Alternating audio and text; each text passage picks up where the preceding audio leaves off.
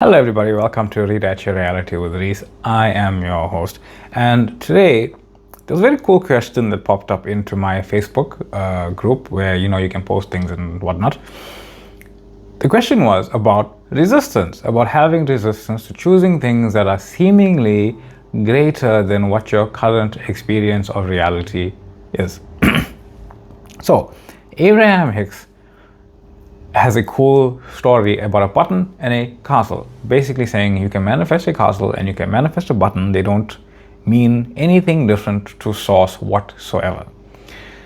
So I'm just going to flip that slightly, right? Just so we can experience the story together in the way that I'm considering it, right?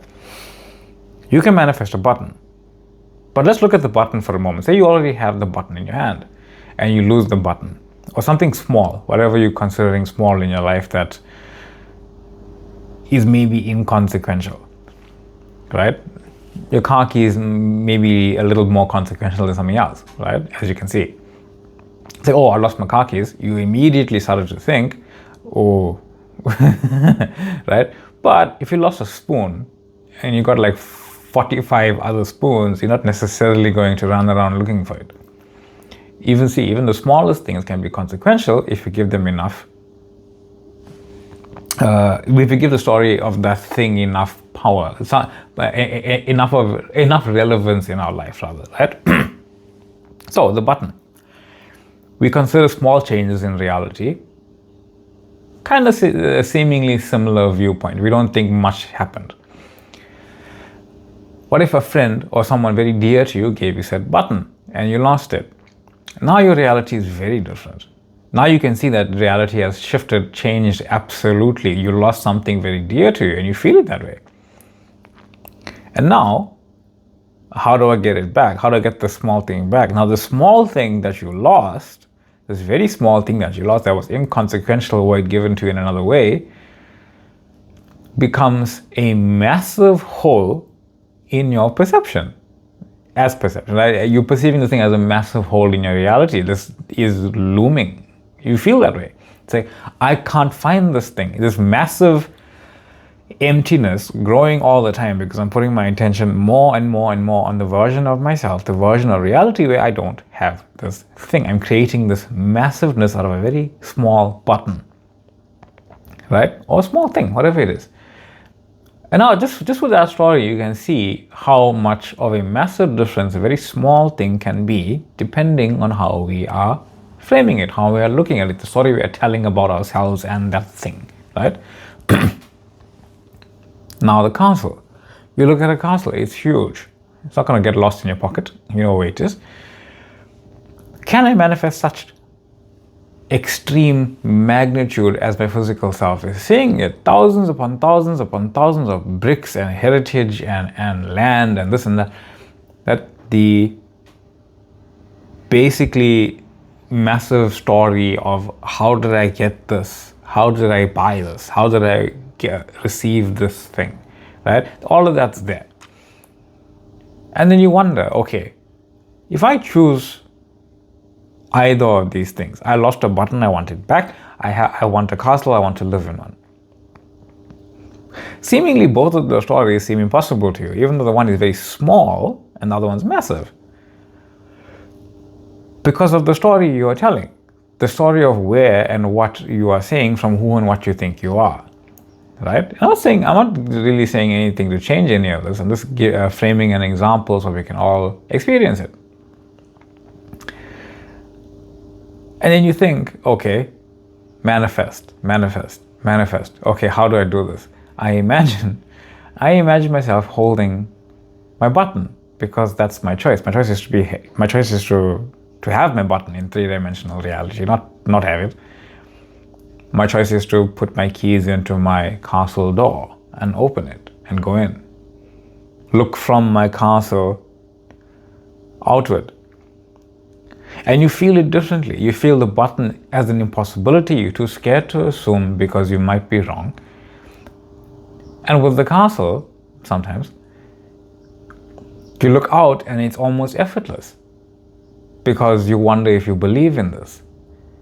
You see how when something's effortless, you want the resistance because you want to believe in it more. When something is very resistant, you want it, but you don't want to believe because you're too scared that it might not happen. You see how resistance comes about no matter where or how or what you consider a new viewpoint to be. It doesn't actually matter. And I could have framed those things in any way, right? I could have said the castle seems impossible because you really want it. And you'd feel the resistance in that way. The button seems super possible because it's just a button. You know it's somewhere in the house. It hasn't grown legs and ran off.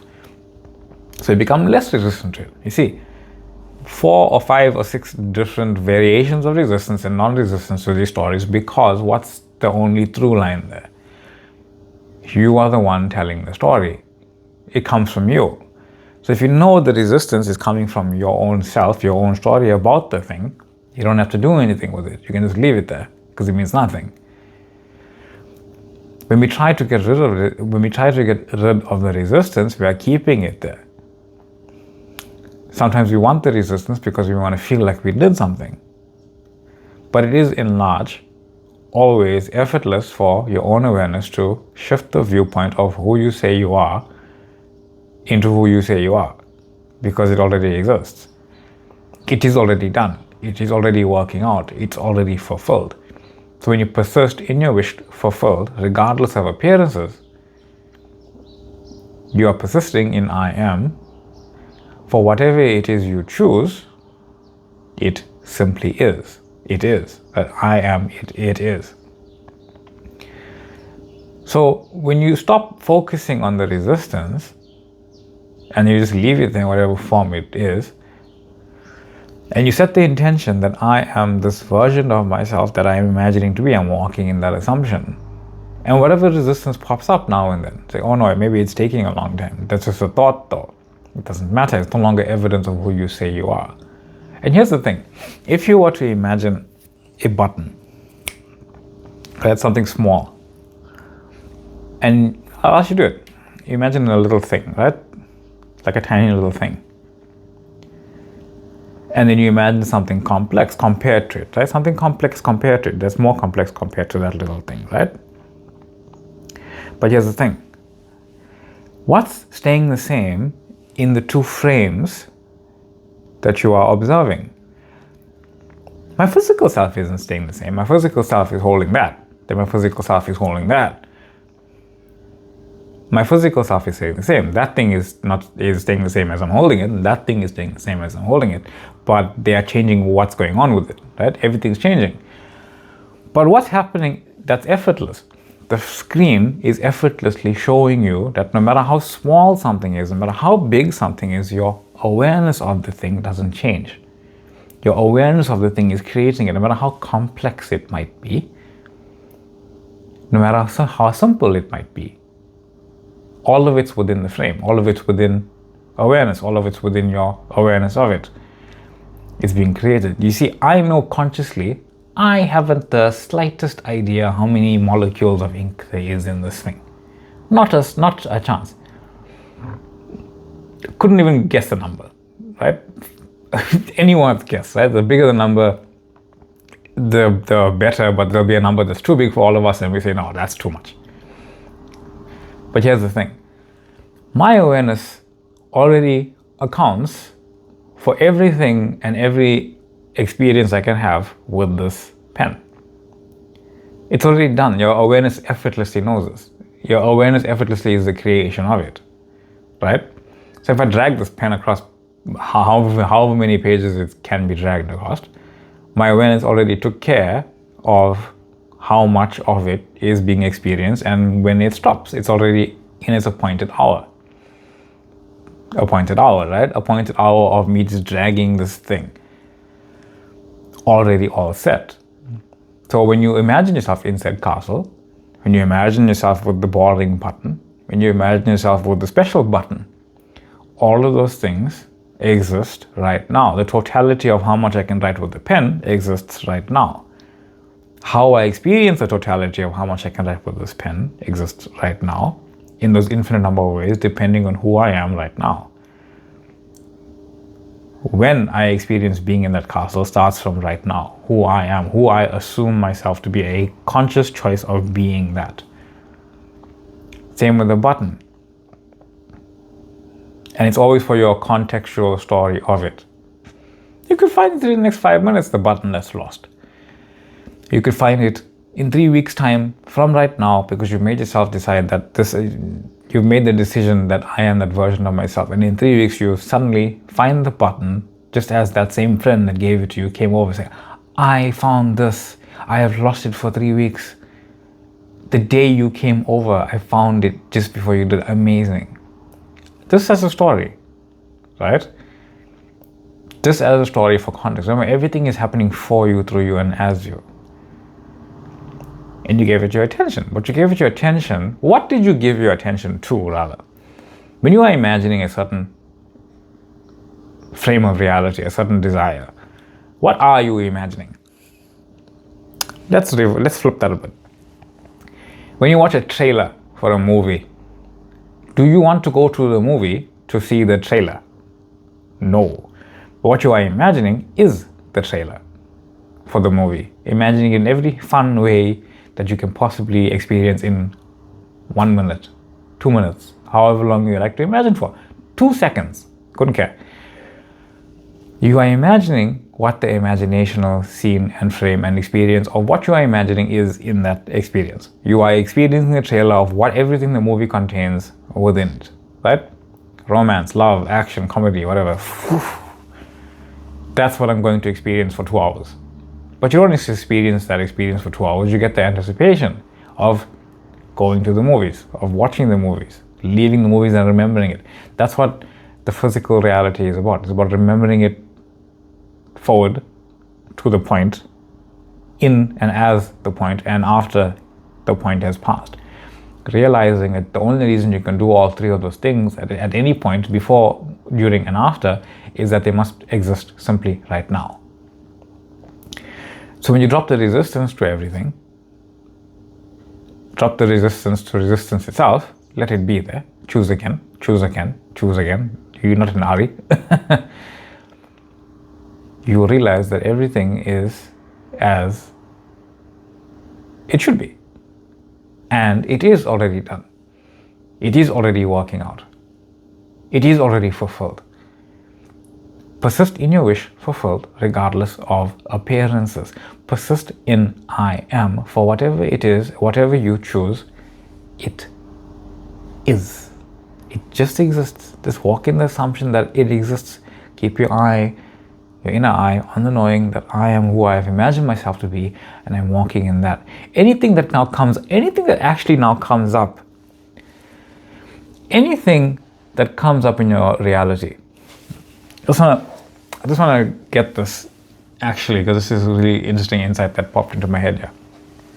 When you make a choice and you are wondering about that choice, if it is still your assumption, if you are actually walking in the assumption of that, and you don't really think about it during the day, maybe you think about it all the time, it doesn't really matter, I don't think. You made an assumption that I am this version of myself. Now, how do you know you are assuming that of yourself? Even if you don't think about it.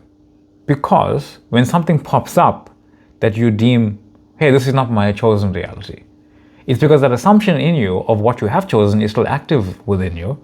It is active within you. You've assumed to do this, to be this. So when something pops up that reminds you that, hey, this is not my reality, it's an indication that you have internally chosen a version of reality and are choosing to be that. So you don't actually have to check it. You check it automatically by simply knowing, hey, what I'm experiencing is not my chosen reality, so it doesn't matter, but it's reminding me of who I am. I'm reminding myself by manifesting this experience from my higher self to my physical self, experiencing it as one, to remind me of what my assumption actually is. I don't have to go and check it now, because the very indication that I'm seeing something as opposite to it, as I'm considering this is opposite to what I want, means I am currently pointed in the assumption that I am that I'm referring to. So you know that you are being that version of yourself. So anyway, that's all from me today.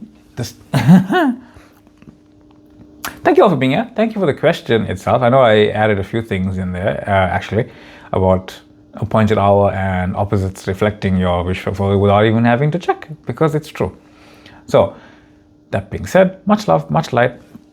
Thank you for the questions. Thank you for the comments. Thank you for the liking. Thank you for the sharing. Thank you for the subscribing. Thank you for being here. Thank you for popping in and checking the shorts and coming here. Thank you for checking the videos out. Thank you for all the love. Thank you for joining the TikTok page. If you're from TikTok, thank you for joining the YouTube page. Thank you for checking it out in both ways. TikTok page available. Is the Instagram page up as well if you guys want to just pop in there and, you know, whatever. Check out the pictures that I put there. Check out the quotes, the videos. There are also the shorts that are there. I want to see what else I can do with that. You know,